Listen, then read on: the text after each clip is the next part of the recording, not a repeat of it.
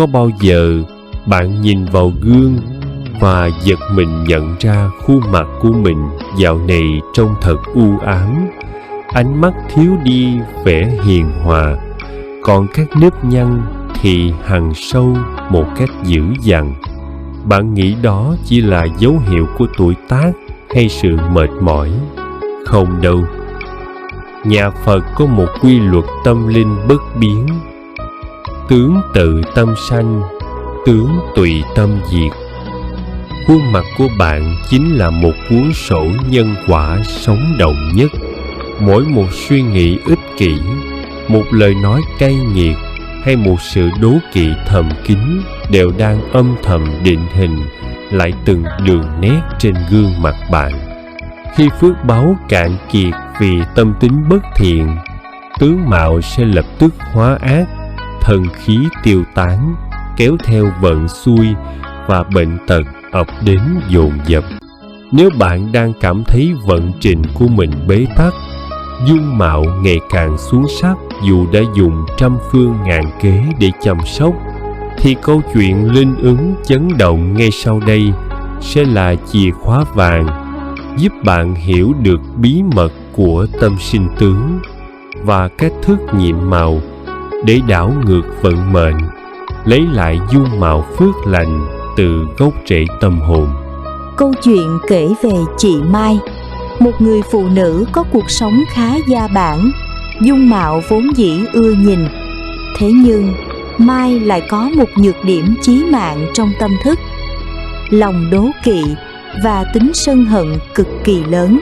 Mỗi khi thấy đồng nghiệp được thăng chức, thấy hàng xóm mua xe mới, hay thậm chí thấy người thân sống hạnh phúc hơn mình, lòng Mai lại như có lửa đốt.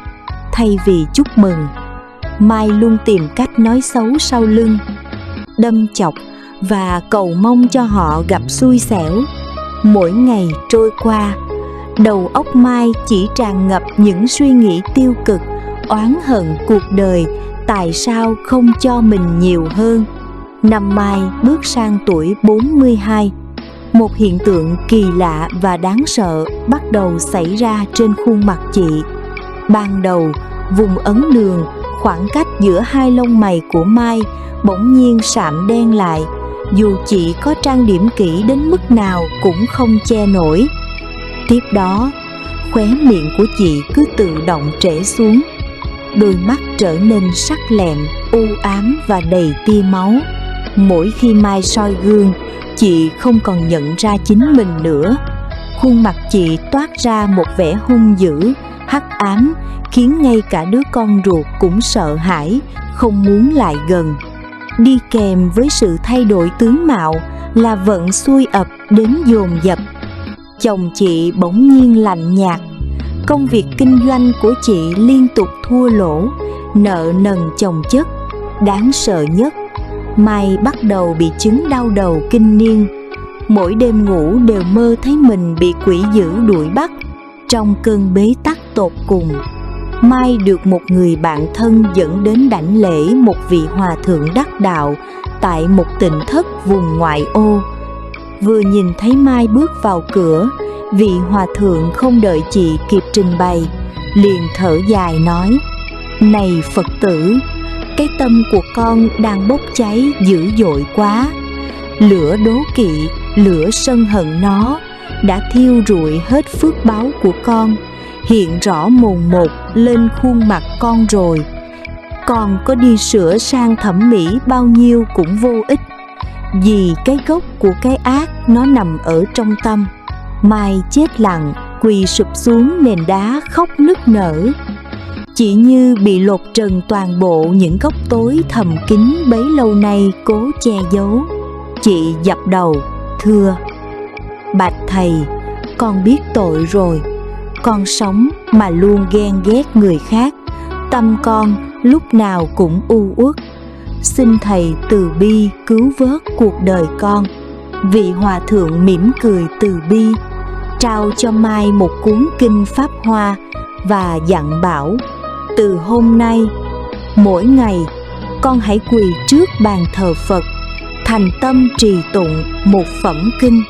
Quan trọng nhất, Mỗi khi thấy người khác thành công, hạnh phúc, con phải tập mỉm cười và thầm nói câu: xin chúc mừng họ, cầu mong cho họ ngày càng tốt đẹp.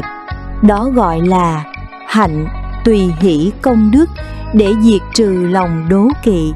Mai đem lòng tinh kính tuyệt đối trở về nhà thực hành.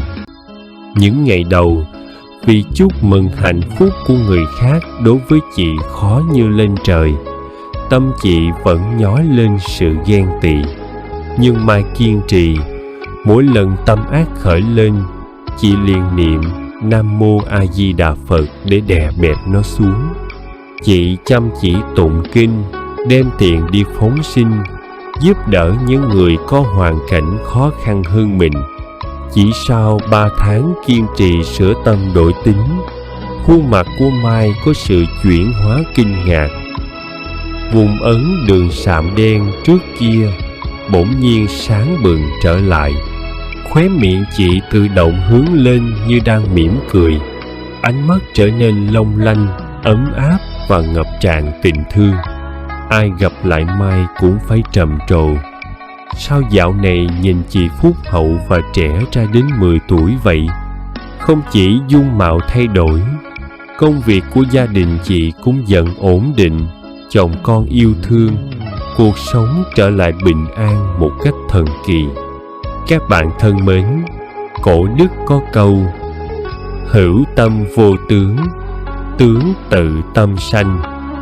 Hữu tướng vô tâm, tướng tùy tâm diệt. Ý nói, một người dù có tướng mạo xấu xí, nhưng nếu có một tấm lòng lương thiện, trắc ẩn, thì theo thời gian, tướng mạo cũng sẽ biến thành phúc hậu, tốt đẹp.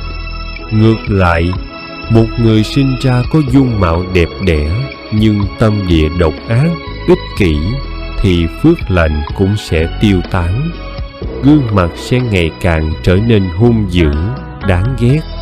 Trong Kinh Phật Thuyết Luân Hồi Tam Độ Kinh, Đức Phật đã chỉ rõ: người đời này sinh ra có dung mạo đoan trang, xinh đẹp, da dẻ hồng hào, là nhờ kiếp trước sống biết nhẫn nhục, không sân hận, gặp người khó khăn thì vui vẻ giúp đỡ.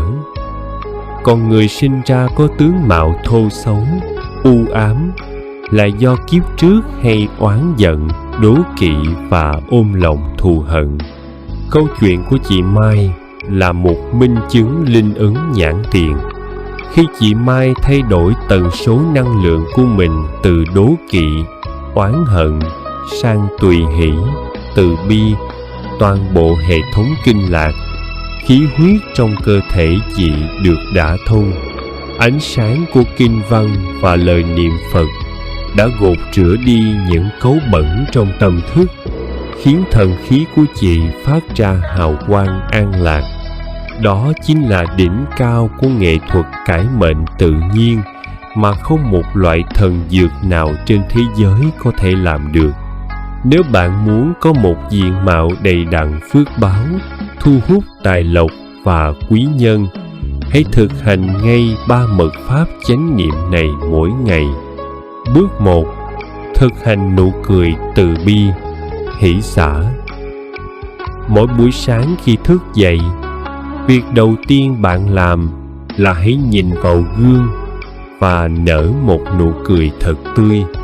Hãy tự nói với bản thân: nguyện cho ngày hôm nay con đem niềm vui đến cho mọi người. Nụ cười chánh niệm này sẽ giúp các cơ trên khuôn mặt bạn được thư giãn, tạo nên cung tài lộc đầy đặn. Bước 2. Diệt trừ lòng đố kỵ bằng tâm tùy hỷ. Đây là bước khó nhất nhưng lại tích phước nhanh nhất. Khi thấy bất kỳ ai giàu có hơn, đẹp đẽ hơn hay hạnh phúc hơn mình, tuyệt đối không được khởi tâm ghen tị. Hãy thành tâm chúc phúc cho họ. Khi bạn chúc phúc cho sự giàu sang của người khác, bạn đang mở cánh cửa tài lộc cho chính mình. Bước 3. Trì tụng kinh chú và niệm Phật hàng ngày.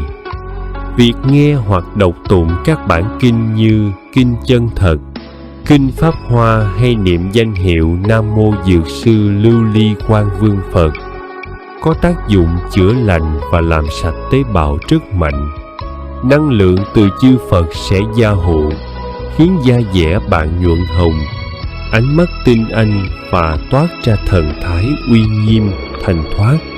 Chị Mai giờ đây đã trở thành một vị cư sĩ thuần thành, là chỗ dựa tinh thần cho biết bao chị em phụ nữ trong vùng.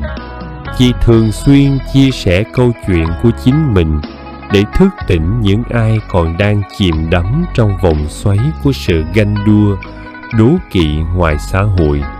Ở tuổi ngoài 50, chị không có nếp nhăn của sự khắc khổ, mà chỉ có nếp nhăn của những nụ cười nhân hậu. Các bạn thân mến, khuôn mặt của chúng ta sau tuổi 30 là do chính chúng ta chịu trách nhiệm. Đừng đổ lỗi cho số phận, đừng đổ lỗi cho hoàn cảnh. Tâm bạn an, tướng bạn sẽ tự khắc đẹp. Tâm bạn thiện, vận mệnh bạn sẽ tự khắc hanh thông. Nam Mô Bổn Sư Thích Ca Mâu Ni Phật. Nam Mô Quan Thế Âm Bồ Tát Ma Ha Tát. Lời cảm ơn chân thành từ tâm an Phật ngôn. Chúng tôi xin gửi lời tri ân sâu sắc đến quý vị đã dành thời gian quý báu để theo dõi và ủng hộ kênh Tâm An Phật Ngôn. Sự quan tâm và đồng hành của quý vị chính là nguồn động viên to lớn, giúp chúng tôi không ngừng nỗ lực mang đến những bài giảng Phật Pháp đầy ý nghĩa, góp phần nâng cao đời sống theo lời dạy của Phật. Để không bỏ lỡ những video mới nhất, xin quý vị vui lòng đăng ký kênh và nhấn chuông thông báo. Điều này sẽ giúp quý vị dễ dàng cập nhật những nội dung hữu ích về giáo lý nhà Phật, những bài học sâu sắc về cuộc sống, giúp tâm an, trí sáng và lòng từ bi ngày càng rộng mở. Chúng tôi rất mong tiếp tục nhận được sự yêu thương và đồng hành của quý vị trong những video tiếp theo. Một lần nữa, xin chân thành cảm ơn và kính chúc quý vị luôn an vui, bình an và vạn sự như ý.